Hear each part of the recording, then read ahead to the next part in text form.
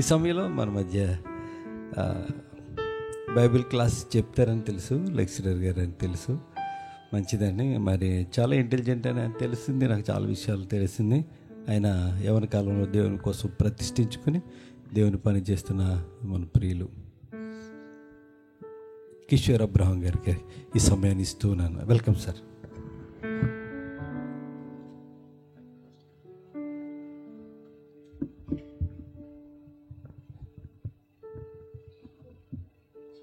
సమస్తమైన మహిమ ఘనత ప్రభావములు మన రక్షణకర్త అయిన యేసుక్రీస్తు ప్రభువు వారికి కలుగును గాక. ఆమేన్. హల్లెలూయా. ముందుగా ఈరోజు మమ్మల్ని ఇక్కడికి ఆహ్వానించి మాకు ఈ అవకాశం ఇచ్చినటువంటి దైవజనులు సుదర్శన్ రాజయ్య గారికి, అలాగే మా బావగారు లివింగ్స్టన్ గారికి ప్రత్యేకమైన వందనాలు. పట్టుకుంటానండి. ఆ తర్వాత వేదికను అలంకరించిన దైవజనుల వారికి, మీ అందరికీ కూడా వచ్చిన మీ అందరికీ కూడా ప్రభువైన యేసుక్రీస్తు నామములో వందనాలండి. మీ అందరికీ సమాధానం కలుగును గాక. ఆమేన్. మీ మధ్యన ఇలా ఉండటం చాలా సంతోషంగా ఉంది. ఎప్పటి నుంచో అనుకుంటున్నాం. ఇక్కడికి నేనైతే క్రిస్మస్కి రాలేకపోయాను.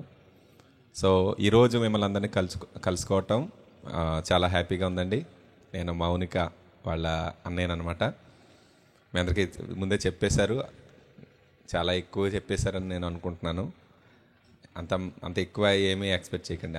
మనందరికంటే అనుభవజ్ఞులైన దైవజనులు ఈ మధ్యన ఉన్నారు, సుదర్శన్ రాజయ్య గారు. కాబట్టి ఈరోజు సమయము ఎలా ఉందో నాకు తెలియదు, కానీ వీలైనంత క్లుప్తంగా మనం ముగించుకుందాం. దేవుని వాక్యంలో నుండి కొన్ని విషయాలను మనం మాట్లాడుకుందాం.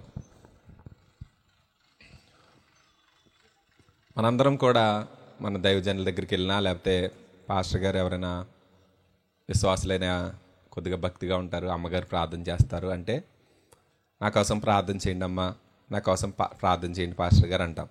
అంతేనండి? ప్రార్థన చేయండి అంటాం. బాప్తిస్మిచ్చి యోహాను యేసుక్రీస్తు ప్రభువారి కంటే ముందు సేవలోకి వచ్చారు, మీకు తెలుసు కదా. 6 నెలల ముందు పుట్టారు. వాళ్ళిద్దరు కూడా బంధువులే, ఇంచుమించుగా కజిన్స్ అన్నట్టు అనమాట. అయితే యేసుక్రీస్తు ప్రభువారేమో నజరేతులో పెరిగారు, బాప్తిస్మిచ్చి యోహానేమో అడవుల్లో పెరిగారు. ఎందుకంటే ఆ హేరోదు చంపించేస్తున్నాడు చూసారా, యోధా దేశంలో ఉన్న వాళ్ళందరినీ చంపేస్తుంటే యేసుక్రీస్తు ప్రభువారేమో ఐగుప్తు దేశం వెళ్ళిపోయారు, బాప్తిస్మిచ్చి యోహాన్నేమో అడవుల్లోకి పంపించేశారు. సో ఆ యేసుక్రీస్తు ప్రభువారు తిరిగి వచ్చి నజరేతు వెళ్ళిపోయారు, కానీ బాప్తిస్మిచ్చి యోహాను అడవుల్లోనే పెరుగుతూ ఉన్నారు. కరెక్ట్గా ఒక పలానా యేసుక్రీస్తు ప్రభువారు ఇంకా 6 నెలలకి సేవలోకి వస్తారనగా మొదలుపెట్టారు పరిచర్య. బాప్తిస్మిచ్చి యోహాను అడవిలో దేవుని రాజ్యం సమీపించింది, మారు మనసుని పొందండి అని చెప్పేటప్పటికి, కాలం సంపూర్ణమైన దేవుని రాజ్యం సమీపించిందని చెప్పేటప్పటికి అందరూ ఆ అడవిలో వాళ్ళతో కలిసి, అనగా ఈ రోజుల్లో చెప్పాలంటే ఆ హిమాలయాల్లో సాధువులు అలా ఉంటారు కదా, వాళ్ళని చూస్తే చాలా భయం వేస్తుంది కదా. పరిశుద్ధంగా ఉంటారు కదా వాళ్ళు, ఏమి లోకాన్ని త్యజించి అంతే. బాప్తిస్మిచ్చి యోహాను కనిపించేటప్పటికి అందరూ వెంట వెళ్ళిపోయి ఆ యోర్దాను నదిలో బాప్తిస్మ తీసుకోవటం, అతను చెప్పింది ఆ బాప్తిస్మిచ్చి యోహాను ఏం చెప్తే అది భయపడిపోయి పాటించడం. ఈవెన్ పరిసయ్యులేంటి, సైనికులేంటి, సర్పసంతానమా, రాబో ఉగ్రతను మేము తప్పించుకోవడానికి మీ దగ్గరగా మీకు బుద్ధి చెప్పిన వాడేవాడనేటప్పటికి చాలా భక్తిపరులు. సర్పసంతానం అని చెప్పేటప్పటికి అయినా కానీ తప్పదండి అయ్యగారు, మీరు బాప్తిస్మ ఇవ్వండి అని చెప్పి అంత భయపడిపోయేలాంటి పరిచర్యం చేసిన బాప్తిస్మిచ్చి యోహాను హేరోద్ దగ్గరికే డైరెక్ట్గా వెళ్ళిపోయి, రాజు అందరు గడగడలాడిపోయే రాజు దగ్గరికి వెళ్ళి మీ సహోదరి ఫిలిప్ భార్యను ఉంచుకోవటం తప్పని చెప్తే జైల్లో పెట్టేశాడు, కానీ చంపడానికి భయపడ్డాడు. అలంత రోషం కలిగిన బాప్తిస్మిచ్చి యోహాను యేసుక్రీస్తు ప్రభువారికి శిష్యులు ఉన్నారు, బాప్తిస్మిచ్చి యోహానుకు కూడా శిష్యులు ఉన్నారు. అప్పుడు ఒకరోజు యేసుక్రీస్తు ప్రభువారి శిష్యులు వచ్చి అడుగుతారు, బోధకుడా, బాప్తిస్మిచ్చి యోహాను వాళ్ళకి ప్రార్థన నేర్పించాడు, ఏదో ప్రార్థన, నువ్వు కూడా మాకు ప్రార్థన నేర్పించవచ్చు కదా అని అడిగితే, అప్పుడు యేసుక్రీస్తు ప్రభువారు అంటారు, మీరేం ప్రార్థన చేయక్కర్లేదు అబ్బాయి, మీరు అడగకముందే మీకు అక్కరగా ఉన్నవేమో దేవుడికి తెలుసు, మీ తండ్రికి తెలుసు.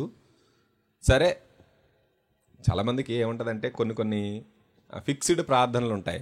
అలాగా ఒక స్టార్టింగు ఒక ఎండింగు, ఆ స్ట్రక్చర్ పెట్టేసి అందులో మధ్యలో ఏదో మన ఇష్టమైంది పెడతాం. అనగా ప్రార్థన కూడా మనకి ఇష్టమైనట్టుగా ఒక ఫిక్స్డ్ పద్ధతిలో చేయటం అనేది మనకు అలవాటు.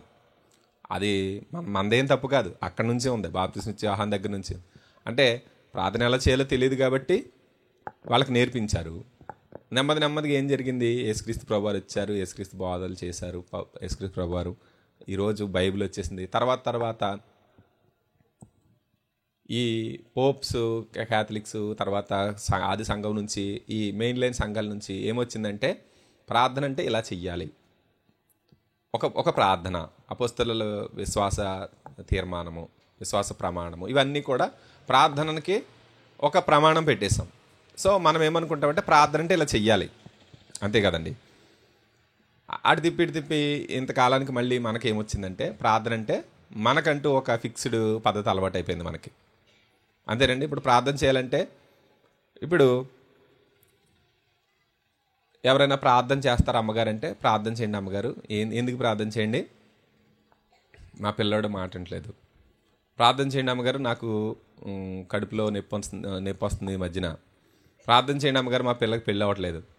ప్రార్థన చేయండి పాస్టర్ గారు, మాకు ఉద్యోగం రావాలి, చాలా కష్టపడుతున్నాడండి మా పిల్లోడు, ఉద్యోగం రావాలి. మనం ప్రార్థన విన్నపాలు ఎన్నో తెలియజేస్తాం, అంతేనండి. అటన్నిటి కోసం ప్రార్థన చేయొద్దని చెప్తున్నారేంటి మీరు అంటారేమో. అవన్నీ కాదు, ప్రార్థన చెయ్యాలి. యేసుక్రీస్తు ప్రభువారు పరలోక ప్రార్థన చెప్తూ మీరు ఇలా చేస్తే సరిపోద్ది, పరలోకమందున్న మా తండ్రి మీ చిత్తము మీ రాజ్యం వచ్చిన కాక, మీ చిత్తం పరలోకమందు నెరవేర్చినట్టు భూమి మీద నెరవేరిన కాక, ఇలాగ పరలోక ప్రార్థన చెప్పిన తర్వాత మరి ఇంకా చేస్తే సరిపోద్ది కదా, మరి ఇంకెందుకు ప్రార్థనలు అంటే, అలా యేసుక్రీస్తు ప్రభువారు చెప్పినా సరే మరి మన ప్రార్థన మనదే కదా. అసలు మనం ఒరిజినల్గా చెప్పాలంటే దేవుడిని స్తుతించుకుంటూ ఉంటే సరిపోద్ది, ప్రార్థన చేయక్కర్లేదు. ఎందుకంటే ఆయనకు అన్నీ తెలుసు, అన్నీ ఆయన చిత్తాన్ని జరిగిస్తూ ఉంటాడు. మరి అలా అయితే ప్రార్థన ఎందుకు చేయాలంటే ఉంది కదా, బైబిల్లో కూడా ఉంది కదా దానికి కూడా. కాబట్టి ప్రార్థన అనేది ఒక ఫిక్స్డ్ విధానంలో మనం చేయటానికి ఒక మోసధోరణికి అలవాటు పడిపోయాం. కానీ అలా ప్రార్థన చేస్తే మరి మన ప్రార్థనలు ఆలకించబడుతున్నాయా? మరి నేను 3 సంవత్సరాల నుంచి ప్రార్థన చేస్తున్నాను, 5 సంవత్సరాల నుంచి ప్రార్థన చేస్తున్నాను, 10 సంవత్సరాల నుంచి ప్రార్థన చేస్తున్నాను, ఆ ప్రార్థనకు జవాబు రావట్లేదు. అసలు ఎందుకు స్విచ్ అక్కడ ఈ స్విచ్ దీనికి ఎక్కడో ఉంటుంది, అక్కడ ఉంటుంది దానికి స్విచ్, అక్కడ ఎంత నొక్కినా వెలగదు కదా.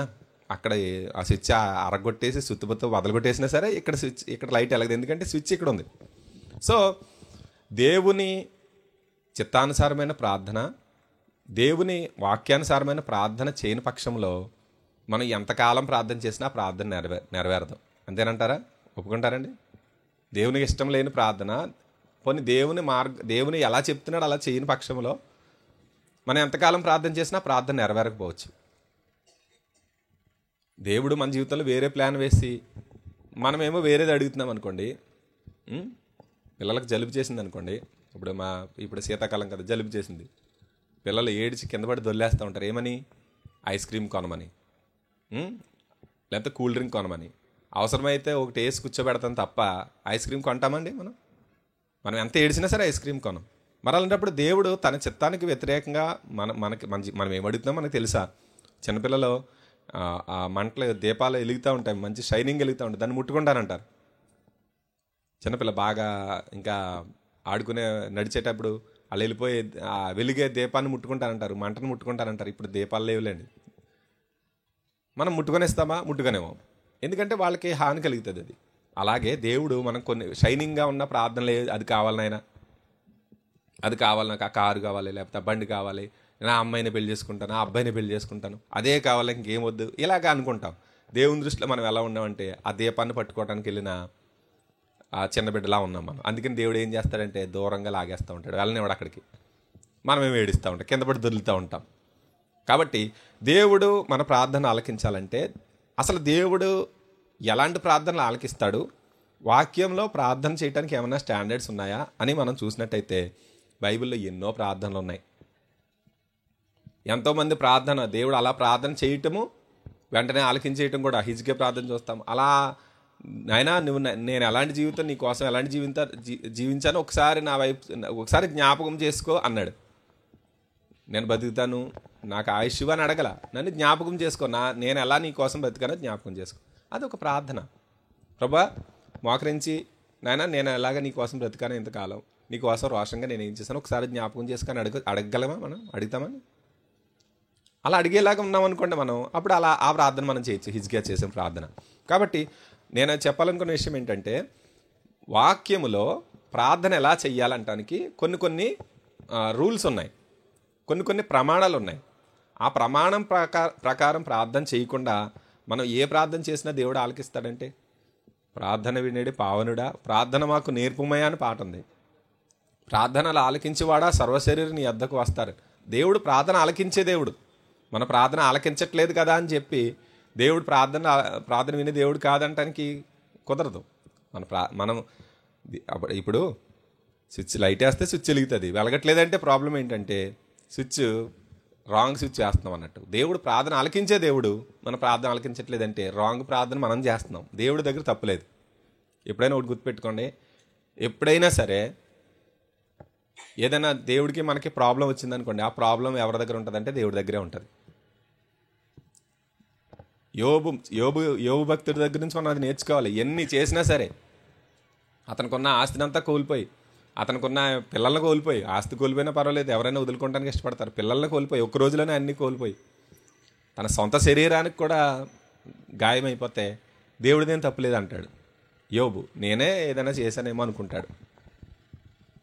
అలాగా మనము దేవుడిని ఏ విషయంలో నిందించకూడదండి. ఎందుకంటే దేవుడు నిందించడానికి కుదరదు. దేవుడి దగ్గర ఏ తప్పు ఉండదు.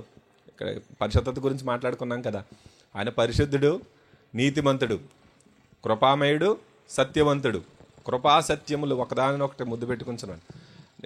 కృపాసత్య ఆ వాక్యము శరీరధారి అయి కృపాసత్య సంపూర్ణుడు కనుక పర్ఫెక్ట్ గాడ్ అనమాట మన దేవుడు. అర్థమవుతుందండి. కాబట్టి ఆయన దగ్గర తప్పులేదు, మన దగ్గరే తప్పు ఉంది. ఏం చేస్తున్నామంటే మనం వాక్యానుసారమే కాని ప్రార్థనలు ఏవో పట్టుకుని, నన్ను దీవించు, నా భార్యను దీవించు, నా బిడ్డలను దీవించు, ఆరోగ్యం ఇవ్వు, అలాగ చేస్తున్నాం. అలాంటి చేయొద్దని నేను చెప్పట్లా. కాకపోతే ఓవరాల్గా వాక్యానుసారమైన ప్రార్థనలు చేయటం అనేది మనం అలవాటు చేసుకోవాలండి. బైబిల్లో ఎన్నో ప్రార్థనలు ఉన్నాయి. మనం మాట్లాడుకున్నట్టుగా యెబేజు ప్రార్థన ఉంది, మోషే ప్రార్థన ఉంది, సొలొమోను ప్రార్థన ఉంది, లేకపోతే మనము ఇందాక మాట్లాడుకున్నాం కదా ఈ హిజ్కియా ప్రార్థన ఉంది, సమూయేలు ప్రార్థన ఉంది. వాళ్ళందరూ ఎలా ప్రార్థన చేశారు, ఆ ప్రార్థన ఏంటి అని మనం అబ్జర్వ్ చేయాలి. ఎన్నో ప్రార్థనలు ఉన్నాయి. కానీ మనం క్రొత్త నిబంధనలోకి వచ్చిన తర్వాత పౌలు పత్రికల్లో యేసుక్రీస్తు ప్రభువారు చేసిన ప్రార్థన ఉంది, పరలోక ప్రార్థన. తర్వాత క్రొత్త నిబంధనలో పౌలు పత్రికల్లో అద్భుతమైన ప్రార్థనలు మనకు కనిపిస్తాయి. కాబట్టి అందులో 1-2 లేదా సమయాన్ని బట్టి 1-2-3 ప్రార్థనల్ని మనము చూద్దాం. అసలు ప్రార్థన అంటే ఎలా చెయ్యాలి. కొలస్సీలకు రాసిన పత్రిక మనం చూద్దాం. చూడండి, అపోస్తలుడైన పౌలు కొలస్సీలకు రాసిన పత్రిక మనము 1వ అధ్యాయంలో ఇలా ఎన్నో ప్రార్థనలు ఉంటాయండి. ఎన్నో ప్రార్థనలు, ఒక్కో ప్రార్థన ఆణిముత్యం లాంటిది అనమాట. బంగారం మనము అక్కడ తవ్వుతుంటే ఒక హారం బయటకు వచ్చింది, బంగారం కాయిన్ బయటకు వచ్చింది, ఇక్కడ లేచి మనం వెళ్ళి తీసుకోవడానికి ట్రై చేస్తాం. అలాగా బైబిల్లో ముత్యాలు లాంటివి అనమాట. ఇవి ముత్యాలు, బంగారపు హారం లాంటివి ఏరుకోవాలి. ఏంటంటే 9వ వచనం నుంచి, 1వ అధ్యాయం 9వ వచనం నుంచి చదువుదాం. చూడండి, అందుచేత ఈ సంగతి వినిన నాటి నుండి మేమును మీ నిమిత్తము ప్రార్థన చేయుటకు మానక సంపూర్ణ జ్ఞానమును ఆత్మ సంబంధమైన వివేకము గలవారును ఆయన చిత్తమును పూర్ణముగా గ్రహించిన వారునై ప్రతి సత్కార్యంలో సఫలగుచు. ఒక నిమిషం అండి, ఇక్కడ చూస్తే ఈ 9 నుంచి 12 వరకు కలిపి ఉన్న 3-4 వచనాలు కూడా లాంగ్ ప్రేయర్ అనమాట. ఇలాంటి ప్రార్థనలు ఎన్నోసార్లు కనిపిస్తాయి. ఇప్పుడు ఒక ప్రార్థన అనమాట. ఇది అంతా కలిపి ఒక ప్రార్థన అండి. ఒక ప్రార్థనలో ఎన్ని పాయింట్లు ఉన్నాయి చూడండి. మొదటి నుంచి మనం స్టార్ట్ చేస్తే, మేము మీ నిత్యం మానకుండా ప్రార్థన చేస్తున్నామని స్టార్ట్ చేస్తూ, దేనికోసం ప్రార్థన చేస్తున్నారంట పౌలు గారు? సంపూర్ణ జ్ఞానం కలిగి ఉండాలి. సంపూర్ణ జ్ఞానము, పైనుండి వచ్చే జ్ఞానము. చూడండి, మనకి తెలివి వేరు, జ్ఞానం వేరు. మనందరం కూడా మన పిల్లలకి బెస్ట్ స్కూల్లో మనం రాజోల్లో ఉందనుకోండి, రాజోల్లో బెస్ట్ స్కూల్ ఎక్కడ ఉంది? రాజోల్లో బెస్ట్ స్కూల్ లేదు. అయితే తాటిపాకలో జగ్గనపేటలో మంచి స్కూల్ ఉంది, లేదా మల్కీపురంలో బెస్ట్ స్కూల్ ఉంది, లేదా పాలకొల్లు. చాలామంది ఇక్కడ నుంచి పాలకొల్లు ఆదిత్యకి వచ్చి చదువుకునే వాళ్ళు ఉంటారు, మాకు తెలుసు. ఇక్కడ నుంచి వస్తాయి. పాలకొల్లు ఆదిత్య కాలేజ్ అంటే ఫేమస్, అందుకే ఇక్కడ నుంచి అక్కడికి వచ్చేస్తాం. ఎందుకు? పిల్లలకి ఏం కావాలి? తెలివి కావాలి. వాళ్ళ డెవలప్ అవ్వాలని చెప్పి వాళ్ళ ఫ్యూచర్, తెలివి అంటే ఫ్యూచర్ ఉంటుంది, కానీ తెలివి అంటే జ్ఞానం కాదు. తెలివి అంటే ఏంటో తెలుసండి? ఆ ప్లగ్లో ఏలు పెడితే ఏం జరుగుతుంది? షాక్ కొడుతుంది, అది తెలివి. అయినా కానీ ప్లగ్లో ఏలు పెట్టామనుకోండి, ఏమవుతుంది? మనకున్న తెలివిని అనుసరించి, మనకున్న నాలెడ్జ్ని అనుసరించి నడుచుకోవటమే జ్ఞానము. వాళ్ళకి తెలిసిన జ్ఞానాన్ని బట్టి, వాళ్ళకి చిన్నప్పటి నుంచి చదువుకున్న సెక్యులర్ ఎడ్యుకేషను, లేదా విద్య లేనివాడు వింత పశువు అని బోర్డులు ఉంటాయన్నమాట. అనువుగాని చోట అధికలం అనరాదు, ఏయో పద్యాలు చిన్నప్పుడు నేర్పిస్తారు కదా. నిక్కమైన మంచి నీలమొక్కటి చాలు, తలుకు వెలుకురాలు తట్టిడాలని. అంటే బోల్డ్ అంత నాలెడ్జ్ని మనకి బుర్రలో ఇంజెక్ట్ చేసింది సెక్యులర్ ఎడ్యుకేషన్. చిన్నప్పుడు చిన్న బోల్డ్ అని చదువుకుంటాం, అవన్నీ మన బుర్రలో ఉన్నాయి, కానీ దాని ప్రకారం జీవిస్తున్నామా? అనువుగాని చోట అధికలం అనరాదు అని ఉంది. అంటే మనకు అనుకూలంగా లేదనుకోండి, మనం సైలెంట్గా ఉండాలి అక్కడ. ఏంటంట? లేకపోతే నేనెంత అని మాట్లాడుకోకూడదు, మనం అనకూడదండి. మన గురించి ఎవరైనా పక్క వాళ్ళు చెప్పాలి తప్ప మనం చెప్పుకోకూడదు. సో అదేంటది? అక్కడ చదువుకున్నది అదే. బైబిల్లో కూడా చాలా విషయాలు ఉన్నాయి. కానీ ఏదైనా సిచ్యువేషన్ వచ్చి నువ్వెంతరా అన్నారనుకోండి, నేనెంత అంటావా? మా గురించి నీకు తెలుసా? నా హిస్టరీ గురించి తెలుసా అని మొదలు పెడతాం. అంటే ఏంటి అర్థం? మనకి తెలివి ఉంది కానీ జ్ఞానం లేదు. దేవుని వాక్యం చెప్తుంది, మీకు జ్ఞానము, ఈ జ్ఞానం ఇంకా లోకానుసారమైంది, కానీ దేవుని దగ్గర నుంచి వచ్చే జ్ఞానం ఉంది. అది లోబడుతుందని ఇన్నోవేషన్. దేవుని దగ్గర నుంచి వచ్చే జ్ఞానానికి అది పవిత్రమైందని, దానికి సంబంధించిన లక్షణాలు ఉన్నాయి. ఆ జ్ఞానం మనకుందా? జ్ఞానము మీరు సంపూర్ణ ఒకళ్ళ కోసం, మీరు నా కోసం ప్రార్థన చేయండి అని అడిగితే, నాకు జ్ఞానం సరిపోవట్లేదని, నా కోసం నాకు జ్ఞానం కావాలని ప్రార్థన చేయండి అని ఎవరైనా మీరు ఇతరులని నాకు జ్ఞానం కావాలని ప్రార్థన చేయండి అని అడిగారా? అడుగుతామండి సాధారణంగా. నాకు అప్పులు ఉన్నాయండి, అప్పులు తీరాలని ప్రార్థన చేయండి అంటాం. అప్పులు తీరాలంటే ఏంటి తెలుసా? సామెతల గ్రంథంలో 8వ అధ్యాయంలో ఉంటుంది, జ్ఞానము ఘోషించుతున్నదని చెప్తూ. చూడండి, సందర్భం వచ్చింది కాబట్టి నేను చూపిస్తున్నాను. సామెతల గ్రంథము 8వ అధ్యాయంలో అక్కడ ఒక మాట ఉంటుంది చూడండి. నన్ను ప్రేమించే వారిని ఆస్తికర్తలుగా చేయదును అని ఉంటుంది అక్కడ. చదవండి, 8:21. నన్ను ప్రేమించి వారిని ఆస్తికర్తలుగా చేయుదును, వారి నిధులను నింపుదును. అర్థమవుతుందండి? ఎవరంటున్నారు ఆ మాట? జ్ఞానం పలుకుతుంది. పైన మీరు మొదటి నుంచి చూస్తే జ్ఞానము ఘోషించుచున్నది. ఏంటంటే జ్ఞానం చెప్తుంది. దేవుడు చెప్తున్నాడు అనుకుంటారు చాలామంది. దేవుడు చెప్పట్లేదు అక్కడ, జ్ఞానం చెప్తుంది. వాక్యమును ఏదైనా చూసినప్పుడు మధ్యలో చూడకూడదండి, ఫస్ట్ నుంచి చూడాలి. జ్ఞానం అంటే ఏం చెప్తుంది? ఘోషించుతూ, ఎంత జ్ఞానం లేని వాడు నువ్వు ఎంతకాలం జ్ఞానం లేకుండా ఉంటావని చెప్తూ ఏం చెప్తుంది? ఎవరైనా సరే జ్ఞానాన్ని ప్రేమిస్తే వారిని ఆస్తికర్తలుగా చేస్తాను, వారి నిధులను నింపుతానంట. మనం ఏం చేస్తున్నాం? ఆస్తి మీద దృష్టి పెడుతున్నాం. జ్ఞానం ఏమంటుంది? నన్ను గనక ప్రేమిస్తే గనక మిమ్మల్ని ఆస్తికర్తలుగా చేస్తాను, నిధులను నింపుతానంటారు. జ్ఞానం ఎవరు కూడా జ్ఞానం మీద పెద్ద ఇంట్రెస్ట్ ఉండదు. తెలివైనవాడు లేకపోతే జ్ఞానవంతుడిని చెప్పుకోవటం ఇంట్రెస్టే, కానీ ఆ జ్ఞానం సంపాదించుకోవటం కష్టం, అంతే కదా. జ్ఞానము సంపాదించుకోవటం అంటే దేవుని వాక్యం చెప్తుంది, జ్ఞానాభ్యాసమే జ్ఞానమునకు ముఖ్యాంశము, ప్రతిరోజు నేర్చుకోవటమే జ్ఞానము. నాకు అన్నీ తెలుసు అనుకుంటే దేవుని వాక్యం చెప్తుంది, నేను జ్ఞానిని కదా అని నువ్వు అనుకోనవద్దని చెప్తుంది. మనం ఎప్పుడు నేర్చుకుంటూ ఉండటమే జ్ఞానం.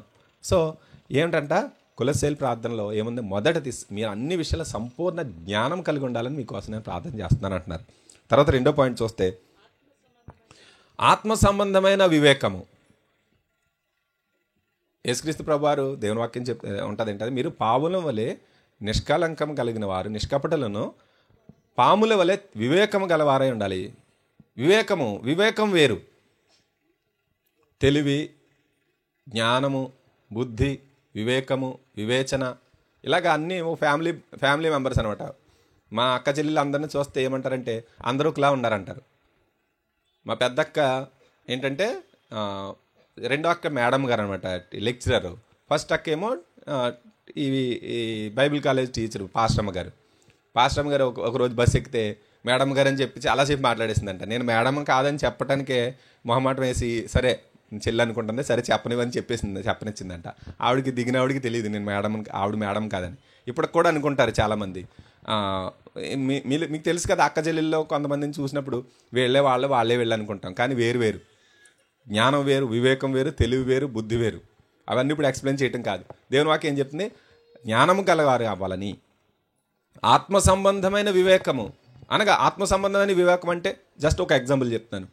దేవుని వాక్యం చెప్తుంది ఏదైనా జాగ్రత్తగా ఉండాలి అని చెప్తుంది. ఏదో సంథింగ్. ఇప్పుడు ఏం చెప్తాం, ఇప్పుడు సోమరివాడు వెట్టు పనులు చేయవలసి వస్తుందని, నిద్రమత్తు చింపురుగొడ్లకు కారణం అవుతుందని దేవుని వాక్యం చెప్తుంది. సో అనగా మన సోమరితనంగాను నిద్రమత్తు మీద ఉన్నామనుకోండి, ఏమవుతుందంట? దరిద్రత వస్తుంది, లేమిడి వస్తుంది అని చెప్తుంది. అనగా మనకి బద్ధకంగా ఉంది అలా అనిపిస్తుంది అనుకోండి, వెంటనే ఆ వాక్యం మనకు గుర్తొచ్చి ఆ వివేకం, ఆత్మ సంబంధమైన వివేకం ఏంటంటే దేవుని వాక్యం అలా చెప్తుంది కదా, అయితే సమస్య లేదు, ఇలా ఉన్నామంటే మనం పేదరికంలోకి వెళ్ళిపోతాం అంతే. వెంటనే శ్రద్ధగలవాడు ఐశ్వర్యవంతుడు అవుతాడు, శ్రద్ధగలవాడు ఏలుబడి చేస్తాడు, శ్రద్ధగా పనిచేయవాడు ఏలుబడి చేస్తాడు, శ్రద్ధగలవాడు ఐశ్వర్యవంతుడు అవుతాడు. దేవుని వెంటనే లేచి బద్ధకం వస్తున్న వెంటనే విషయం గుర్తొచ్చి లేచి మనం పనిచేయటం మొదలు పెట్టాం అనుకోండి, అది వివేకం. అంతే తప్ప అలా గుర్తొచ్చిన తర్వాత కూడా మనం పడుకున్నాం అనుకోండి, వాక్యం తెలియటం ముఖ్యం కాదు. గుర్తుపెట్టుకోండి, మనకు వాక్యం తెలియటం అసలు ఏమీ నథింగ్ అని. సాతానే యేసుక్రీస్తు ప్రభువు వారికి వచ్చి వాక్యం చెప్పింది, మీకు తెలుసు కదా. మీకు చెప్తున్నాను, మనందరికంటే సాతానికి వాక్యం ఎక్కువ తెలుసు. కానీ ఆ వాక్యము యేసుక్రీస్తు ప్రభువు వారికే వాక్యం చెప్పినప్పుడు మనకైనా చెప్తుంది కావాలంటే.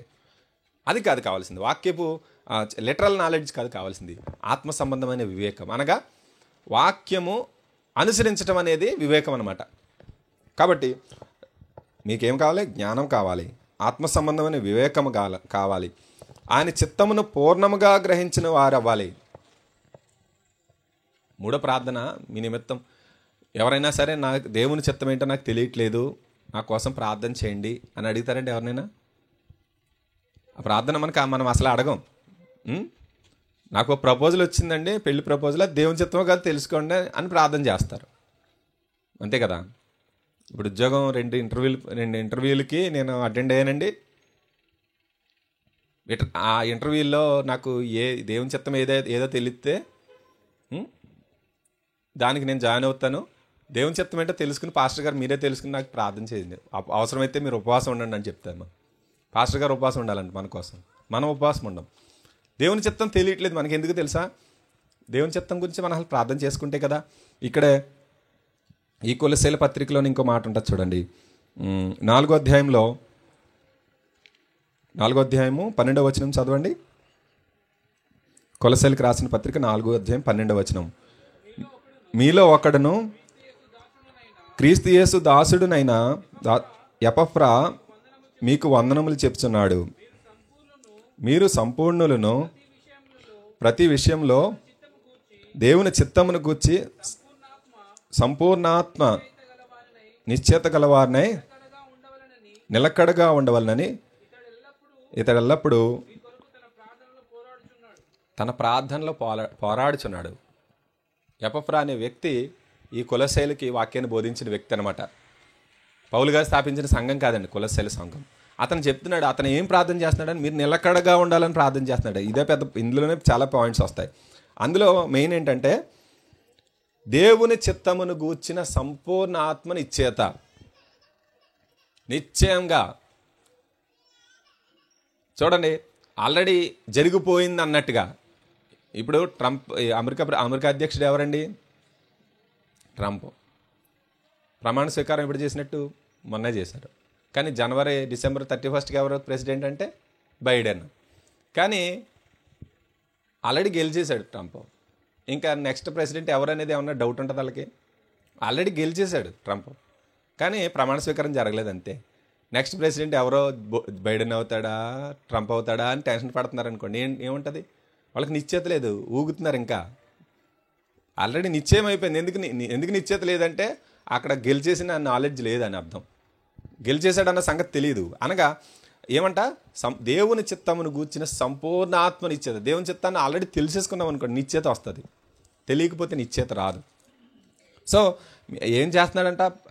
ఎపఫ్రా మీకోసం ప్రార్థన చేస్తున్నారంటే మీ జీవితంలో దేవుని చిత్తం ఏంటో తెలుసుకోవాలి, దేవుని చిత్తమును గూర్చిన సంపూర్ణ ఆత్మనిచ్చ తెలుసుకోవాలని చెప్తూ, అలా తెలుసుకుంటే కనుక ఏమవుతారు, నిలకడగా ఉంటారు అని ప్రార్థనలో పోరాడుతున్నాడంట. మన ప్రార్థన పోరాటము, ప్రార్థన ఇంకా పోరాటము. లోకంలో జీవన పోరాటం చేస్తూ ఉంటాం. పొద్దుట లేస్తే మనకి రేపు ఏంటి అనే క్వశ్చన్ వస్తుంది. కష్టపడతాం, ఉద్యోగాలు చేసుకునే ఉద్యోగాలు, వ్యాపారాలు చేసుకునే వాళ్ళు వ్యాపారాలు, దేవుని సేవ అయితే దేవుని సేవ. దినదినము పోరాటమే. రోడ్డు మీదకి వెళ్ళామంటే కనుక మనం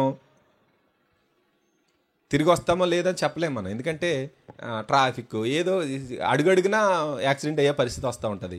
కానీ చక్కగా నిలకడగా నిశ్చింతగా ఉండాలంటే దేవుని వాక్యం ఉంటే ఉండగలుగుతాం, లేకపోతే ఉండలేం. లోకంలో చాలామంది మరణంతో పోరాడుతూ ఉంటారు, లేకపోతే అప్పులతో పోరాడుతూ ఉంటారు, లేకపోతే అనారోగ్య పరిస్థితులతో పోరాడుతూ ఉంటారు. మనకి పోరాటాలు చాలా పోరాటాలు ఉన్నాయి. కానీ మనం అసలైన పోరాటం ఎంచుకోవాలి.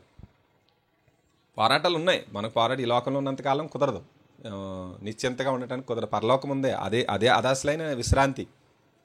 ఇప్పటి నుంచి ప్రభునందు మృతులైన మృతులు ధన్యులు, వారు తమ ప్రయాసములు మానేసి విశ్రాంతి పొందుతున్నారు అని చెప్తుంది.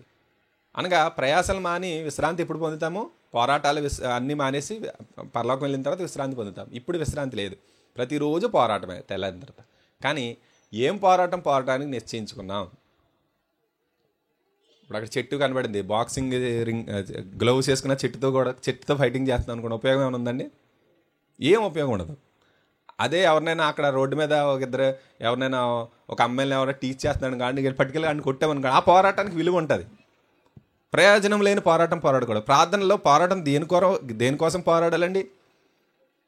మన అప్పులు తీరాలని, లేకపోతే మన ఆరోగ్యం కావాలని, లేదా ఈ లోక సంబంధమైన ఏదో చిన్న చిన్న విషయాల కోసం మనం రోజంతా దానికోసమే పోరాడామనుకోండి. విషయం ఏంటంటే గురి లేని ప్రయాణం అనమాట. అది పోరాటం. మన టైం అంతటిని అనవసరమైన విషయాల కోసం పోరాడాం.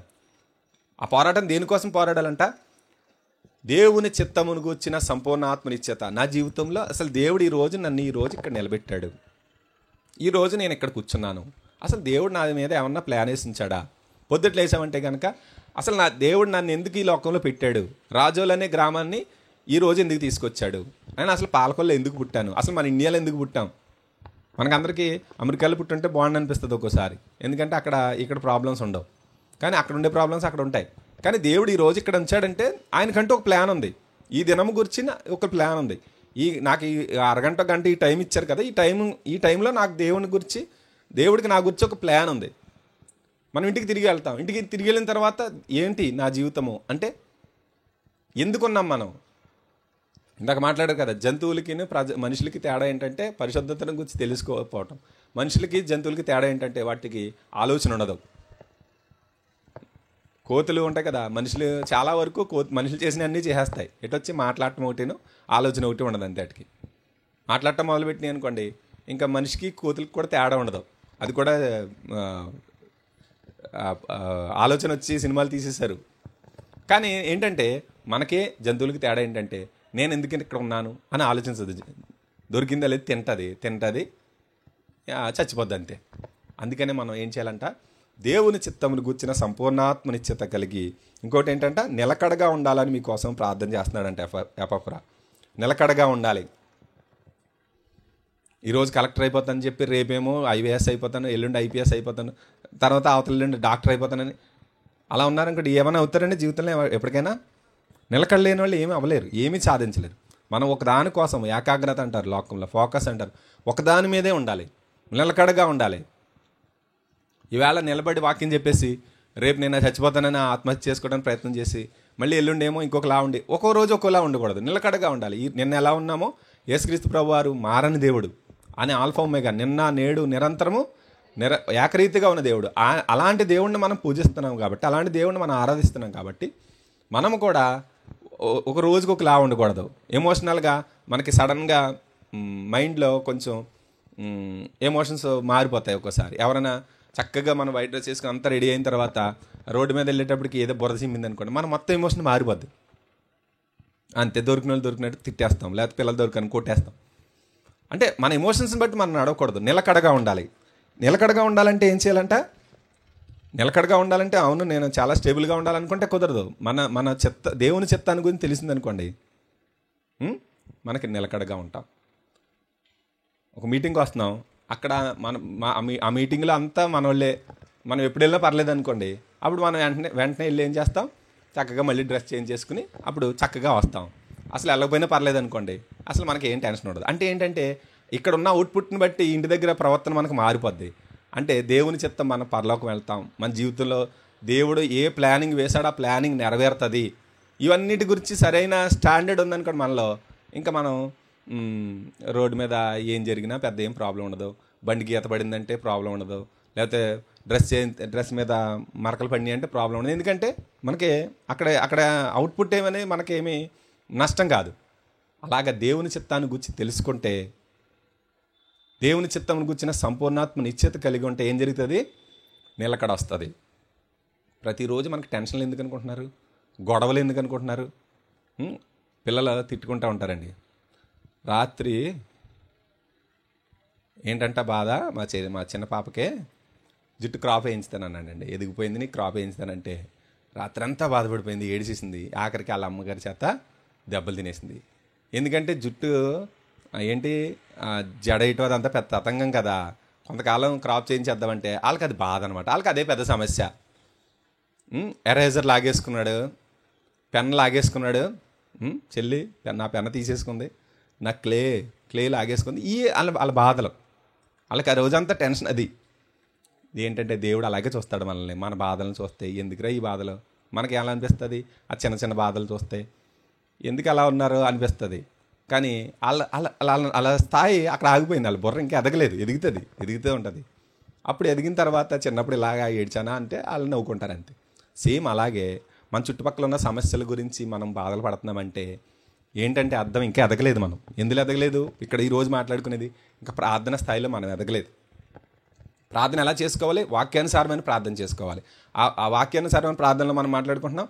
ముందు జ్ఞానం కావాలని ప్రార్థన చేస్తున్నాడంట పౌలు గారు. ఆత్మ సంబంధమైన వివేకం గలవారి అని చేస్తున్నారంట. ఆయన చిత్తమును సంపూర్ణంగా గ్రహించాలంట. ఆయన చిత్తాన్ని సంపూర్ణంగా గ్రహిస్తే ఏం జరుగుతుందంట, ప్రతి సత్కార్యములో సఫలులగుచు దేవుని విషయమైన జ్ఞానం అభివృద్ధి చెందుతూ ఉంటారంట. ప్రతి విషయంలో సఫలులు అవుతాయి. ఎప్పుడు ఆయన జ్ఞానాన్ని వెంబడిస్తే, ఆయన జ్ఞానాన్ని కోరుకుంటే. అంటే ఫిలిప్పీ పత్రికలో 4వ అధ్యాయంలో ఒక 6వ వచనం కాడి నుంచి చూస్తే ఏమంటుందంటే, ఆ ఒక్క మాట కూడా చూసి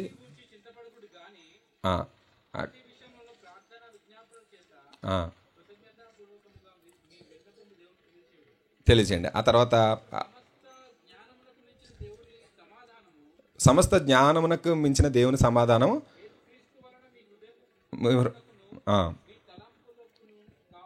జ్ఞానమునకు మించిన సమాధానం మీ మీదకి రావాలంటే కనుక, మీకు ఏమైనా బాధలు ఉంటే కనుక కృతజ్ఞతాపూర్వకంగా దేవుడికి ఇచ్చేయండి. మీకు ప్రాబ్లం ఉందనుకోండి దేవునికి ట్రాన్స్ఫర్ చేసేయండి అని చెప్తూ, చిన్న చిన్న వాటి గురించి మీరు ఆలోచించకండి అని చెప్తూ పౌలు గారు అంటూ 8వ వచనం నుంచి చదివితే, మెట్టుకు సహోదరులారా, ఏ యోగ్యత అయినను మెప్పైనను ఉండిన ఎడల, ఏవి సత్యమైనవో, ఏవి మాన్యమైనవో, ఏవి న్యాయమైనవో, ఏవి పవిత్రమైనవో, ఏవి రమ్యమైనవో, ఏవి ఖ్యాతి గలవో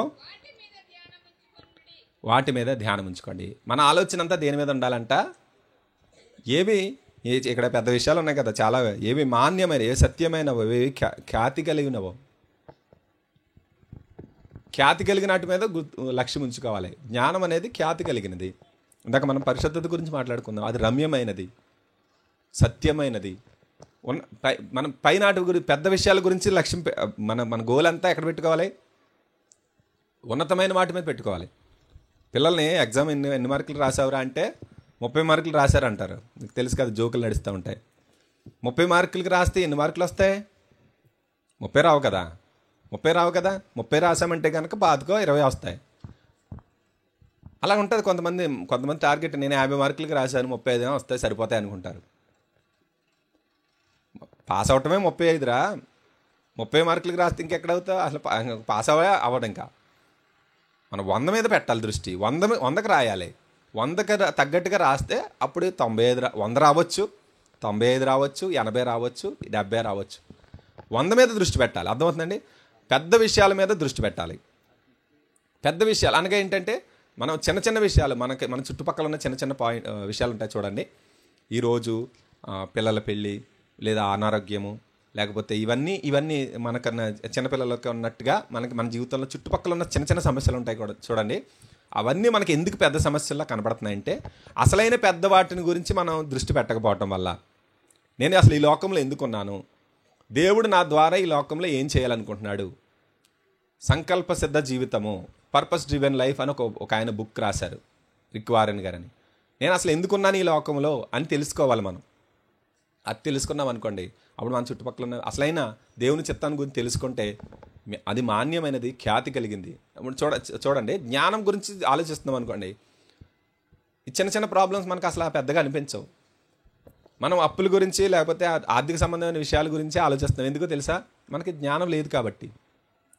దేవుని వాక్యం ఏం చెప్తుంది?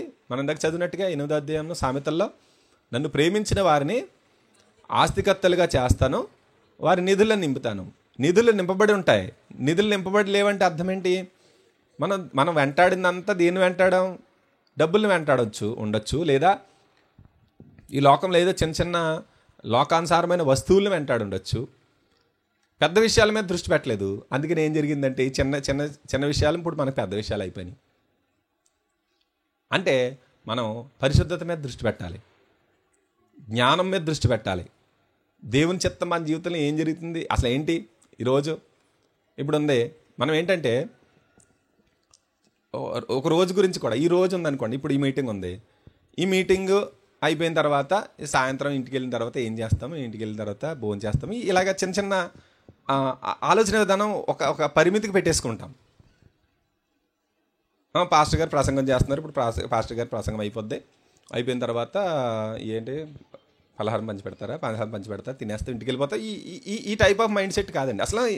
అసలు ఈ రోజు మాట్లాడిన విషయం ఏంటి, అలా అయితే నా జీవితం ఎలా ఉంది, దాని తగ్గట్టుగా ఉన్నానా, అయితే నేను సరి చేసుకోవాల్సిన అంటే వేరే పెద్ద వాటి గురించి ఆలోచించామనుకోండి.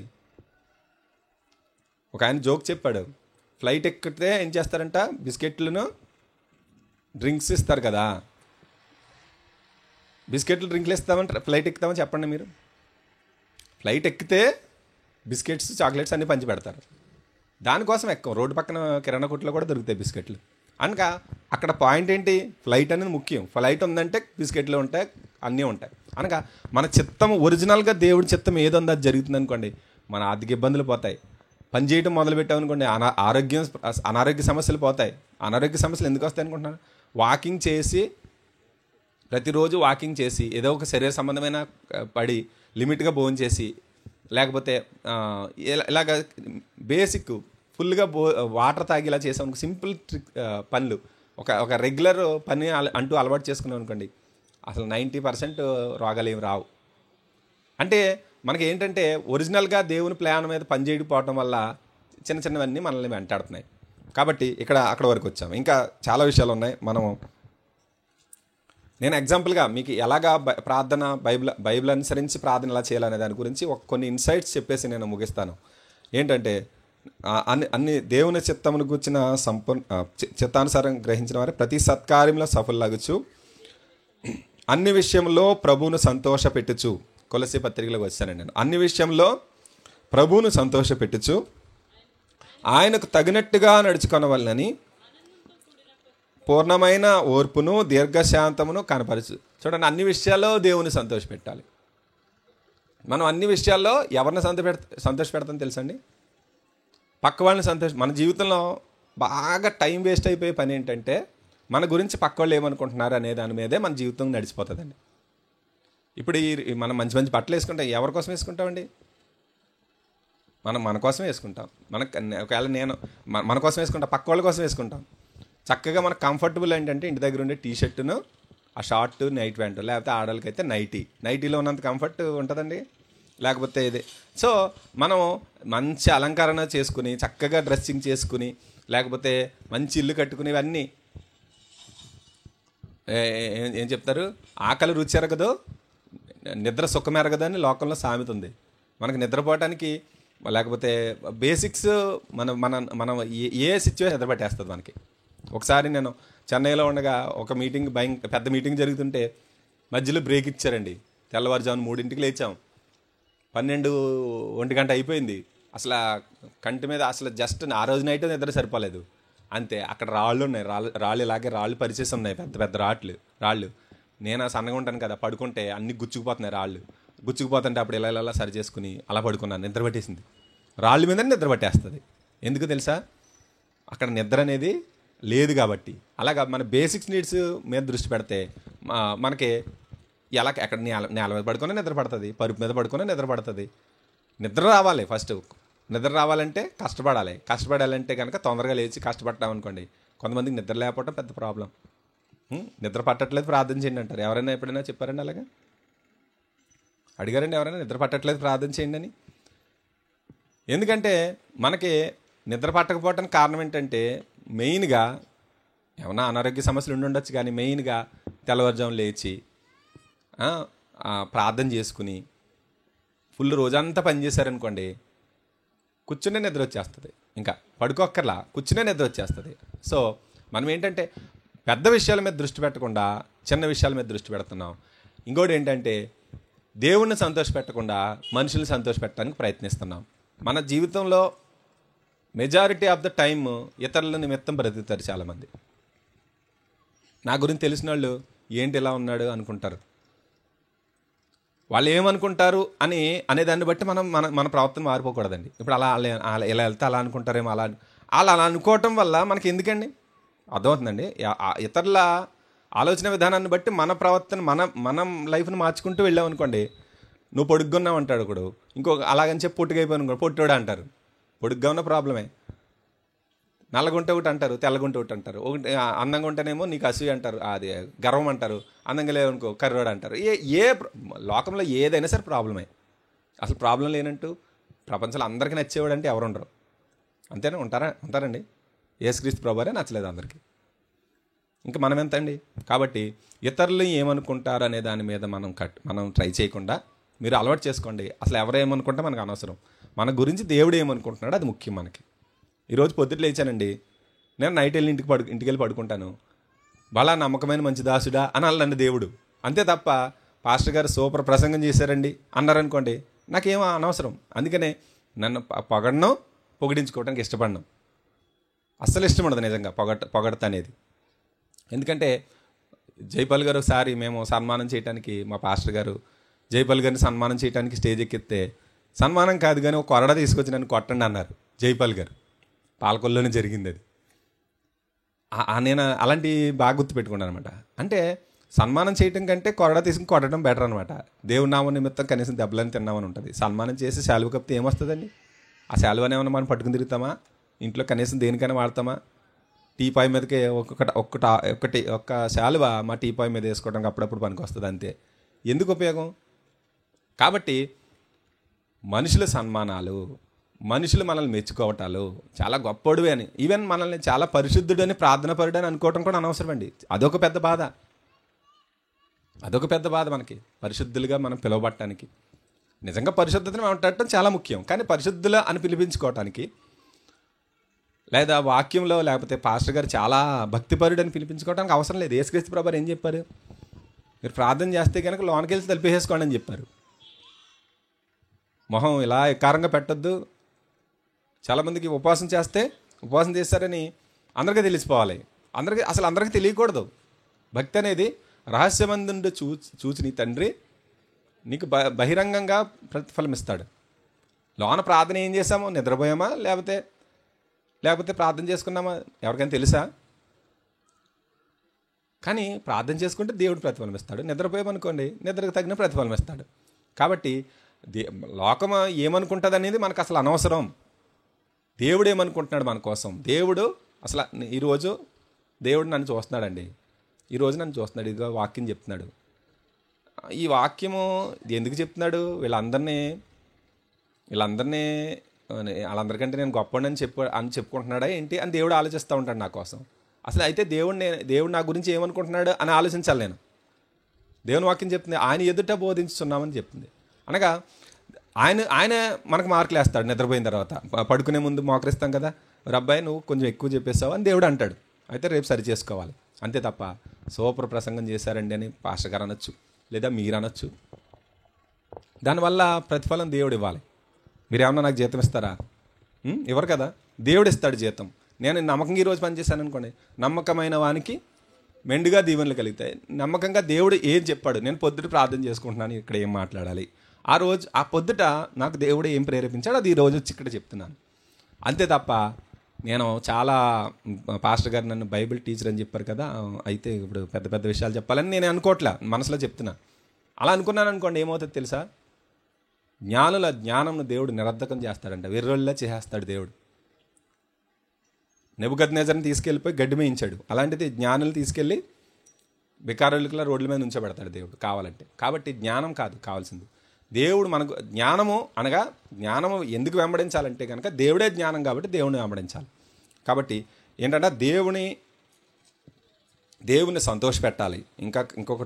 ఇంకా చాలా ఉన్నాయి, అవన్నిటిని నేను స్కిప్ చేసేస్తున్నాను. దేవుని సంతోషపెట్టాలని చెప్తూ ఆయనకు తగినట్టుగా నడుచుకోవాలి, లోకానికి అనుసరించి నడుచుకోవటం కాదు. పక్క వాళ్ళు ఏ స్టాండర్డ్ పెడతామో ఆ స్టాండర్డ్గా, నువ్వు భక్తిపరుడు కదా మరి నువ్వు ఇలా చేయొచ్చా అంటారు, వాళ్ళు పెడతారు మనకు స్టాండర్డ్, వాళ్ళు పెట్టిన స్టాండర్డ్ని బట్టి కాదు, దేవునికి తగినట్టుగా మనం నడుచుకో. దేవుడు మనకు స్టాండర్డ్ పెట్టాడు, ఆ స్టాండర్డ్ ప్రకారం అరే నువ్వు ఇది కదా, నువ్వు అలా చేయకూడదు అబ్బాయి అంటారు. అంటే మనల్ని ఒక స్టాండర్డ్ పెట్టేస్తారు, దాని ప్రకారం మనం వెళ్ళాలి. నువ్వు చదువుకున్నావు కదా, నువ్వు ఇలాగా చేస్తే కుదరదు అంటారు. చదువుకున్నవాడు నువ్వు ఇన్షర్ట్ చేసుకోవాలంటారు. అప్పుడు మనం ఏమంటామంటే ఓహో అలా అయితే లోకము ఒక్కోదానికి ఒక స్టాండర్డ్ పెడుతుంది. భక్తిగా ఉన్నవాళ్ళు ఇలా ఉండాలి, క్రైస్తవులు ఇలా ఉండాలి, లేదా నువ్వు డబ్బున్నవాడు కదా ఇలా ఉండాలి అని ఏవో రూల్స్ పెడతారు. ఆ రూల్స్ ప్రకారం మనం బ్రతుకుతూ ఏంటంటే సమాజం మనల్ని ఒక తోలుబొమ్మ ఆట ఆడించినట్టు ఆడిస్తూ ఉంటుంది. ఆ సమాజాన్ని బట్టి మనం ఆడకూడదు, దేవుడు మనల్ని ఆడించాలి. ఏంటంటే దేవునికి తగినట్టుగా ఆయనకు తగినట్టుగా నడుచుకునవాలి అని చెప్తూ ఆనందంతో కూడిన పూర్ణమైన ఓర్పును దీర్ఘశాంతమును కనపరిచినట్లు ఆయన మహిమా శక్తిని బట్టి సంపూర్ణ బలంతో బలపరచబడవాలని తేజోవాసులైన పరిశుద్ధుల స్వాస్థ్యంలో పాలువారగుటకు మనలను పాత్రులుగా చేసిన తండ్రికి మీరు కృతజ్ఞతాస్తుతులు చెల్లింపవాలని. నేను కృతజ్ఞతాస్తుతులు చెల్లిస్తున్నాను కాదు, మీరు కృతజ్ఞతాస్తుతులు చెల్లించాలని నేను మీకోసం ప్రార్థన చేస్తున్నాను అంటున్నారు పౌలు గారు. ఇంకా అన్నీ స్కిప్ చేసాం కదా, ఎందుకంటే ఇలా ప్రార్థన చేసుకోవాలి. ఏంటంట ఇదంతా ఏంటి, మీకోసం ప్రార్థన చేశాను ఉద్యోగం వచ్చేస్తుంది మీకు అని చెప్పట్లేదు. మీకోసం నేను ప్రార్థన చేశాను, మీకు జ్ఞానం కావాలని ప్రార్థన చేశాను, ఆత్మ సంబంధమైన వివేకం కావాలని మీకోసం ప్రార్థన చేశాను, దేవునికి తగినట్టుగా మీరు నడుచుకోవాలని మీకోసం నేను ప్రార్థన చేశాను. ఇంకా ఏంటి, తేజోవాసుల స్వాస్థ్యంలో పాలువారగినట్లుగా దేవుడు మిమ్మల్ని చేశాడు కదా, ఆ దేవుడికి మీరు కృతజ్ఞతాస్తుతులు చెల్లించాలని మీకోసం నేను ప్రార్థన చేస్తున్నాడు. అర్థం చేసుకోండి, నేను చెప్పింది పాయింట్ అర్థమైంది కదా మీకు. మనము పక్కన పాస్టర్ గారి కోసం నేను ప్రార్థన చేస్తున్నానంటే ఇలా ప్రార్థన చేయాలి, ఆయన నీకు తగినట్టుగా జీవించాలి ఆయన అని నేను ప్రార్థన చేయాలి. ఆయన కోసం ఆయన సంఘం విస్తరించాలని ప్రార్థన చేయటం కాదు, సంఘం విస్తరించినా విస్తరించకపోయినా, ఆయనకు అప్పులున్నా అప్పులు లేకపోయినా, ఆయనకు ఆరోగ్యం ఉన్నా అనారోగ్యం లేకపోయినా దేవునికి తగినట్టుగా పనిచేస్తున్నారు అనుకోండి, దేవుడు ఎంతకాలం బ్రతుకుతారో అంతకాలం కూడా ఆ దేవుని నియమం ప్రకారం పనిచేసి వెళ్ళిపోతే చూడండి, కాకిలా కలకాలం బ్రతకటం కంటే హంసలా 6 నెలలు బతకటం బెటర్ అని లోకంలోనే సామెత ఉంది కదా, తెలుసు కదా మీకు. కాకి ఎంతకాలం బతుకుతుంది ఎవరికి తెలియదు అంటారు, లెక్కలేస్తారులేండి లోకంలో. కాకపోతే హంస 6 నెలలు బతుకుతుంది అంటారు. కాకిలా కలకాలం అనగా దేవుని చిత్తాన్ని నెరవేర్చకుండా 100 సంవత్సరాలు బ్రతికితే ఏంటి ఉపయోగం? డేవిడ్ బ్రెయినార్డ్ అని ఒక దైవజనుడు ఉన్నాడు, ఒక గొప్ప భక్తిపరుడు. ఆయన నాకు తెలిసి 28 ఎంతలో చనిపోతారు. ఆయన చేసింది చాలా తక్కువ కాలం. ఆయన బ్రతికి ఎలాంటిదంటే ఆయన్ని వెంబడించి మన దగ్గరికి వచ్చిన విలియం కేరీ గారు కూడా ఆయన స్టోరీని ఇన్స్పైర్ అయ్యి వచ్చిన వాళ్ళే. ఎంతోమంది దైవజనులు ఆ డేవిడ్ బ్రెయినార్డ్ అనే భక్తిపరుణ్ణి, ఆ దైవజనుడిని ఆయన ఒక డైరీ రాస్తారన్నమాట. ఆ డైరీని చదువుకుని ఇన్స్పైర్ అయ్యి ఎంతోమంది దేవుని సేవకులు వచ్చారు, మన చేతికి బైబిల్ వచ్చింది. అంటే మనం ఎంతకాలం బ్రతికినా దేవుని చిత్తానుసారంగా బతకాలి, అది మెయిన్ అనమాట. కాబట్టి అలాగ ప్రార్థన చేయటం అలవాటు చేసుకుందాం మనం, ఓకేనండి. దేవుని చిత్తాన్ని తెలుసుకోవాలి. నాయన ఇక్కడ ఒక 100 మంది ఉన్నారు, 200 మంది ఉన్నారు, నాయన అందరికీ నీ చిత్తం తెలియాలి నాయన, నీ చిత్తం కూర్చిన సంపూర్ణ ఆత్మ నిశ్చేత కలగాలి, అందరూ నీ దగ్గర నుంచి వచ్చి జ్ఞానం తెలుసుకోవాలి, ఆత్మ సంబంధమైన వివేకం కావాలన్నా వీళ్ళందరికీ, నాకు కావాలి, మీ అందరికీ కావాలి అని అని ఒకళ్ళకొకళ్ళు మనం ఆ విధమైన ప్రార్థనలు చేసుకోవటం అలవాటు చేసుకుంటే ఇంకా ఎన్నో ప్రార్థనలు ఉన్నాయండి. ఎఫెసీ పత్రికలో వెళ్ళామనుకోండి, దేవుని ప్రేమ ఎలాంటిదో తెలుసుకోవాలి మీరు. సమస్త పరిశుద్ధులతో కూడా దేవుని ప్రేమ యొక్క ఎత్తు లోతు, మనకు దేవుని ప్రేమ గురించి తెలుసండి. ఇక్కడ పరిశుద్ధత గురించి మనం మాట్లాడుకున్నాం.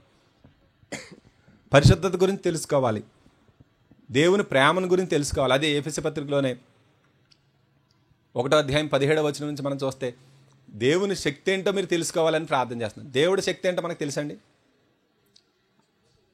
ఆయనను బట్టి విశ్వసించి ఆయన చూపుతున్న తన అపరిమితమైన శక్తి యొక్క మహాత్మ్యం ఏంటిదో మీరు తెలుసుకోవాలని మీకోసం ప్రార్థన చేస్తున్నానంటారు పౌలు గారు. అంటే ఆయన శక్తి ఎలాంటిదో మీరు తెలుసుకోవాలని ప్రార్థన చేస్తారు. అక్కడ 5 విషయాలు కనిపిస్తాయి ఎఫెసీ పత్రికలో ఉన్న ప్రార్థనలు. అయితే ఆయన మిమ్మల్ని పిలిచిన పిలుపుల నిరీక్షణ ఏంటిదో, పరిశుద్ధుల్లో ఆయన స్వాస్థ్యం యొక్క మహిమైశ్వరం ఏంటిదో మీరు తెలుసుకోవాలి, ఆయన శక్తిని గురించి మీరు తెలుసుకోవాలని ప్రార్థన ఉంటుంది.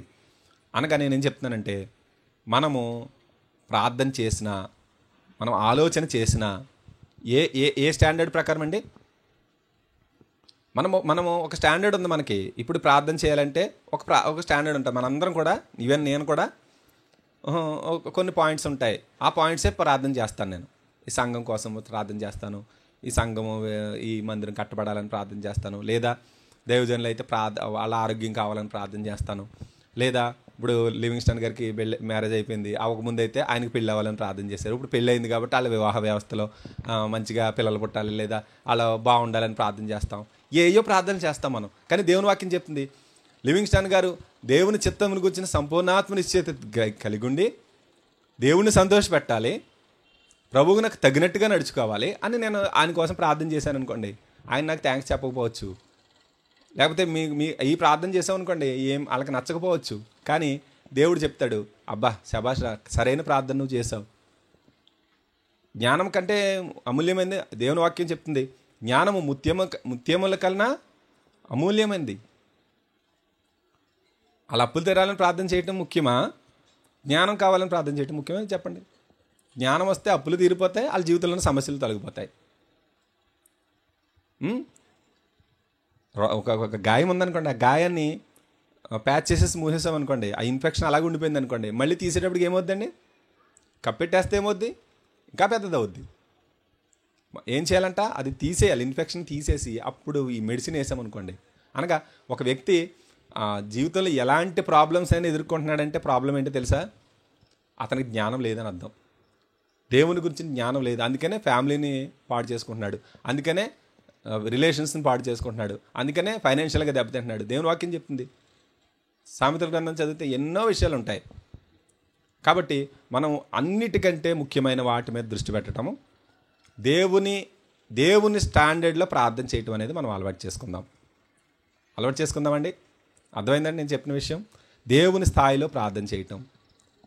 నేను ఇక్కడ ప్రార్థన చేశాను అనుకోండి, మీరు ఇప్పుడు ప్రార్థన చేశారనుకోండి, పాస్టర్ గారు ఎలా అనుకుంటారు నేను నా ప్రార్థన విని అని ఆలోచించకూడదు. మనం పక్కోళ్ళు ఏమనుకుంటారు అని అనుకోకూడదు. మనం దేవుడు ఈ ప్రార్థన గురించి ఏమనుకుంటున్నాడు, ఈ వాక్యంలో అలా ఉందా ప్రార్థన చేయమని. మరి అలా అయితే ఆరోగ్యం కోసం ప్రార్థన చేయొద్దండి. అలా అయితే మరి పెళ్ళి అవ్వట్లేదు, పెళ్లి గురించి ప్రార్థన చేయొద్దా? అవన్నీ చెయ్యాలి. అవన్నీ ఏంటండి, బిర్యానీ మీద ఉన్న ఆకులు అనమాట. కానీ ఒరిజినల్ బిర్యానీ అనేది ఏంటంటే రైసును ఆ చికెన్ అనమాట. ఒరిజినల్ దాని మీద దృష్టి పెట్టాం అనుకోండి, పైన అన్నీ కామన్ వచ్చేస్తాయి. చెరీ ఆన్ ద టాప్ అంటారు. ఆ పైన ఉన్నది అన్ని మనకు ఆరోగ్యం వస్తుంది. దేవుని వాక్యము దేవుని చిత్తానుసారంగా నడుచుకోవటం మొదలు పెడితే మనకు ఆరోగ్యం వస్తుంది, ఆయుష్ వస్తుంది. ఇశ్రాయేలీలంట ఆ దేవుని చిత్తంలో ఆ మేఘం కింద నడిచేటప్పటికి వాళ్ళ చెప్పులు అరిగిపోలేదంట, వాళ్ళకి వయసు పెరగలేదంట, బట్టలు మాసిపోలేదంట. 40 సంవత్సరాలు ఇప్పుడు అలా ఎలా ఉన్నానో ఇప్పుడు 80 వచ్చినాయి అలాగే ఉన్నాను అంటారు కాలేబు. అంటే దేవుని చిత్తంలో నడిస్తే ఏజ్ కూడా వెళ్దు, మనకి ఆరోగ్యం వస్తుంది. అన్నీ ఏ రోజుకి ఆ రోజు మన్నా కురిసేది, తిన్నంత తినేవారు, దాచుకుంటే కనుక కుళ్ళిపోయేది, మళ్ళీ తెల్లారేటప్పుడు మళ్ళీ వచ్చేసేది. ఏ రోజుకి ఆ రోజు అన్నీ సమృద్ధిగా వస్తాయి. ఎప్పుడది మేఘం కింద నడిచినప్పుడు. అనగా దేవుని చిత్తంలో నడిస్తే మనం అది దృష్టి పెట్టకుండా వీటి గురించి దృష్టి పెట్టామనుకోండి, ఏమవుతుందో తెలుసా, మనం ప్రతిరోజు ఏ రేవుకి వెళ్ళినా ముళ్ళపరిగి అంటారు చూడండి సామెత. మనం ఏం చేసినా సరే ఫెయిల్ అయిపోతుంది. ఎందుకో తెలుసా? మన మన మన దృష్టి దేని మీద ఉంది? పైనున్న వాటి మీదే దృష్టి పెట్టి, మీరు క్రీస్తుతో కూడా లేపబడిన వారైతే పైనున్న వాటి మీదే దృష్టి పెట్టుకోండి. అక్కడ క్రీస్తు ఉన్నాడు అనగా ఆ క్రీస్తు, జ్ఞానము, దేవుని రాకడ, పరిశుద్ధత, ఈ విషయాలు ఆ పైనున్న వాటి మీద, ఏవి న్యాయమైనవి, ఏవి ఖ్యాతికలు, ఏవి రమ్యమైనవి, ఏవి పవిత్రమైనవి, వాటి మీద కనుక ధ్యానం ఉంచుకున్నామా చిన్న చిన్న సమస్యలు అన్నీ పోతాయి మన ప్రార్థనలో. అందుకనే 99% చెప్తున్నాను మీకు, 99% ఎప్పుడైనా 1% మిస్ అవుతుంది తప్ప నేను నా కోసం ప్రార్థన చేయండి అని అడగను ఎవరిని. ఎందుకంటే ప్రార్థన చేయవలసిన అవసరం లేదు ఎవరు నా కోసం. ఎందుకో తెలుసా? నేను దేవుని కోసం పనిచేయడానికి ప్రయత్నిస్తున్నాను. దేవుని చిత్తం ఏంటో గ్రహించడానికి అది అది దాని ప్రకారం ఉన్నానా లేదో అని ప్రతిరోజు చూసుకుంటున్నాను.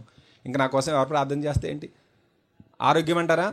ఆయన నా కోసం అనారోగ్యం పాలయ్యాడు కాబట్టి, ఆయన నా కోసం గాయం పొందాడు కాబట్టి నాకు ఆరోగ్యం వస్తుంది. ఎవరు ప్రార్థన చేయక్కర్లా, యేసుక్రీస్తు ప్రభు వారిని బట్టి ఆటోమేటిక్గా వచ్చేస్తుంది. ఆయన మన నిమిత్తం దరిద్రుడయ్యారు కాబట్టి మనకు ఐశ్వర్యం వస్తుంది. ఆయన మన నిమిత్తం శాపం పొందాడు కాబట్టి మనకి ఆ ఆశీర్వాదం వస్తుంది. అన్నీ ఆటోమేటిక్గా జరిగిపోతాయండి. మీరు ఒకటి చెప్పండి, ఆటోమేటిక్గా ఇప్పుడు పొద్దుట లేచి మనం ఏమన్నా కంప్యూటర్ని ఆన్ చేయాలండి, సూర్యుడు రావాలంటే ఆటోమేటిక్గా జరిగిపోతుంది. సూర్యుడు దేవుడు వెలుగున్న ప్రతిరోజు ఆటోమేటిక్గా ఇస్తున్నాడు. అన్నీ ఆటోమేటిక్గా జరిగిపోతూ ఉంటాయి. కాబట్టి మన జీవితంలో కూడా అన్నీ ఆటోమేటిక్గా జరిగిపోతాయి. కానీ ఆయన చిత్తాన్ని మట్టికి మనం నెరవేర్చడానికి వాటి మీద దృష్టి పెట్టుకుని మనము దేవుడు ఆటోమేట్ చేసినట్టుగా నడవాలన్నమాట. దేవుడు ఇలాంటి ప్రార్థన చేయాలని కోరుకుంటున్నాడు, మనమేమో అలా పనిచేయట్లేదు. దేవుడు తన జ్ఞానాన్ని, పరిశుద్ధతని లేదా తన యొక్క శక్తిని గ్రహించాలని మనల్ని కోరుకుంటున్నాడు. మనం ఏం చేస్తున్నాం? మనం వేరే వాటి మీద దృష్టి పెడుతున్నాం. దానివల్ల మనకున్న సమస్యలు అన్నమాట. కాబట్టి శ్రేష్టమైన ప్రార్థనలు చేయటం మనం అలవాటు చేసుకుందామండి. మనం చిన్న చిన్న ప్రార్థనలు కాదు, ఏదో చిన్నపిల్లలు దేనికోసం వాళ్ళకి మేము చెప్తూ ఉంటాం, డాడీ నాకు బ్యాగ్ కొను అంటుంది మా చిన్న పాప. కాదమ్మా నువ్వు ప్రార్థన చేసుకో అంటున్నాను. అంటే వాళ్ళకి అదే, నువ్వు జ్ఞానం గురించి ప్రార్థన చేసుకొని చెప్తే ఎక్కుతుందండి ఆవిడకి. అంటే వాళ్ళ రేంజ్ అది. కాబట్టి మనం ఎదుగుతున్నాము. ఈసారి మనం ఎదిగే కొద్దీ మనం ఏం చేయాలంటే మన ప్రయారిటీస్ మారిపోవాలి, మన స్థాయి మారిపోవాలి. ఇప్పుడు ఒక 20 సంవత్సరాలు దాటిన ఎవరికైనా సరే నేను చెప్తున్నానండి, నేను ఈ లోకంలో ఎందుకున్నాను, దేవుడు నా జీవితంలో ఏం ప్లాన్ చేశాడు, అది నేను నెరవేరుస్తున్నానా లేదా అనే ఆలోచన ఉండాలి. యవనస్తులకి ఏం ఆలోచన ఉంటే అలా ఉండదు. అలాంటి వాళ్ళు జీవితంలో ఏమి సాధించలేరు. కాబట్టి నేను ఎందుకున్నాను ఈ లోకంలో అనేది. అందుకనే గొప్ప దైవజనుడు హెచ్కే ఫ్రాన్సిస్ గారు అంటారు, క్రైస్తవులకి 3 దినాలు ఏంటది? ఒకటి పుట్టినరోజు, రెండవది రక్షించబడిన రోజు, మూడవది చనిపోయిన రోజు. ఈ 3 ప్రాముఖ్యమైన దినాలు అంటారు. బతకటం, చచ్చిపోవటం అన్నీ కామనే. క్రైస్తవులకి 2 దినాలు అంటారు. ఒకటి ఏంటంటే రక్షించబడిన దినము, రెండోది ఏంటంటే దేవుడు తన గురించి ఏం చిత్తాన్ని ఉంచాడో ఆ చిత్తాన్ని తెలుసుకున్న రోజు అంటారు. ఆ 2 రోజులు ఇంపార్టెంట్ అంట. పెళ్లి రోజులు లేకపోతే బర్త్డే ఏముంది, సంవత్సరానికి ఒకసారి వచ్చేది, అదేం పెద్ద ఇంపార్టెంట్ అండి. మనము దేవుని చిత్తాన్ని తెలుసుకున్న రోజు మన జీవితము, అక్కడి నుంచి వేరే జీవితం స్టార్ట్ అవుతుంది. అంతకుముందు ఉన్న జీవితం వేరు, అక్కడి నుంచి వేరే జీవితము. పెళ్ళి అయితే ఎలా అయితే జీవితం మారిపోద్దో మనకి పెళ్లి రోజు గుర్తుంటుంది. దేవుని చిత్తాన్ని మీరు తెలుసుకున్న రోజు మీకు గుర్తుందండి? మనకు అసలు తెలుసా? అదొక రోజులో తెలిసిపోయేది కాదు. దేవుని వాక్యాన్ని బట్టి మనం తెలుసుకోవాలి. కాబట్టి దేవుని చిత్తాన్ని, జ్ఞానాన్ని, పైన ఉన్నతమైన విషయాల మీద మనం దృష్టి పెడదామండి.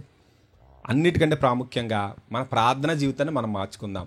చిన్న చిన్న వాటి కోసం ప్రార్థన చేయకుండా, ఈ కొలొస్సీల పత్రిక ఎంతమో 9 నుంచే స్టార్ట్ అయింది. అది 9 నుంచి 12 వరకు ఏ పాయింట్స్ ఉన్నాయి అవి, లేకపోతే 4వ అధ్యాయం 12, ఎఫెసీ పత్రికలో 1వ అధ్యాయం 17వ వచనం నుంచి 21 వచనాల వరకు ఎన్ని పాయింట్స్ ఉన్నాయి. ఈ ప్రార్థనలు మనం చేస్తున్నామా లేదా చెక్ చేసుకోవాలి. అలాంటి ప్రార్థనలు చేయటం మనం అలవాటు చేసుకున్నామా? నేను చెప్తున్నాను, నేను ఎక్స్పీరియన్స్ చేసి చెప్తున్నాను. దేవుని ఐ గ్యారంటీ దేవుడు జ్ఞానం, ఎవడైనా జ్ఞానము కొద్దుగా ఉండేలా దేవుని అడగవలను, ఆయన ఎవరిని గద్దెంపక ధారాళముగా దయచేస్తాడు. నేను ఎప్పుడు జ్ఞానం కోసం ప్రార్థన చేసుకునేవాడిని. దేవుని కృపను బట్టి ఈరోజు చెప్పగలుగుతాను. నేను నా సాక్ష్యం కాదు, పక్క వాళ్ళు చెప్తున్న సాక్ష్యం బట్టి దేవుడు ఇస్తాడు, జ్ఞానం ఇస్తాడు, అన్నీ ఇస్తాడు. దేవుని ఆయన తన చిత్తానుసారంగా మనం ఏమి అడిగినాను ఆయన చేయాలి. కాబట్టి ఈ ప్రార్థనలు మనం అలవాటు చేసుకుందాం. మనం వాక్యానుసారమైన ప్రార్థనలు అలవాటు చేసుకున్నామంటే ఖచ్చితంగా మన జీవితం మారటం మొదలు పెడుతుంది. కాబట్టి ఆ విధంగా చేద్దాం. దేవుడి ఇచ్చిన మాటలు దీవించిన గాక. మీ అందరికీ సమాధానం కలిగిన గాక. వందనాలండి. అందరికీ మరొకసారి వందనాలు. అవకాశం ఇచ్చిన దైవజనులకు కూడా మరొకసారి వందనాలు తెలియజేస్తున్నాను.